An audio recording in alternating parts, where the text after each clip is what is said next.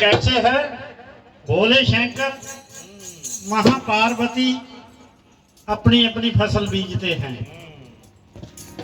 गौरा माता ने क्या बोई? मेहंदी।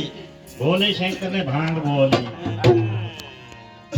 शिव जी चले ने का बदरिया पड़ने लगी।